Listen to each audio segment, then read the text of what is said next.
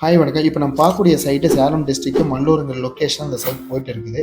இதோட overall square feet 594 square ஃபீட்டுக்கு இதை வந்து பில்ட் பண்ண போகிறாங்க. இந்த கிளைண்ட் பார்த்தீங்கன்னா இதுக்கான பிளான் நமக்கு ஷேர் பண்ணாங்க. அந்த பிளானை செக் பண்ணி பார்த்துட்டு நம்ம ஒரு கொட்டேஷன் வந்து ஒரு 3000 இருக்கிற மாதிரி நம்ம ஒரு கொட்டேஷன் கொடுத்துருந்தோம்.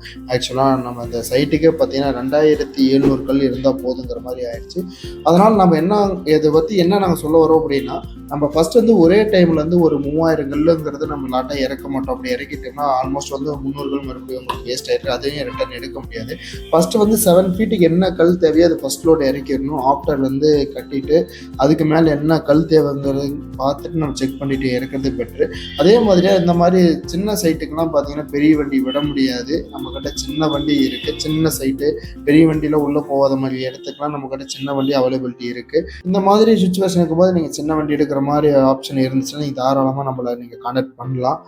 ஏன்னா ஒரு சில கம்பெனியில் பார்த்தீங்கன்னா பெரிய வண்டி தான் இருக்குங்கிற மாதிரி டாஸ்க் வந்துச்சுன்னா நீங்கள் அந்த கல்லை ஷிஃப்ட் பண்ணுற மாதிரி உங்களுக்கு டபுள் சார்ஜ் ஆகும். நீங்கள் செக் பண்ணிட்டு லோடு எடுத்துக்கலாம். நன்றி, வணக்கம்.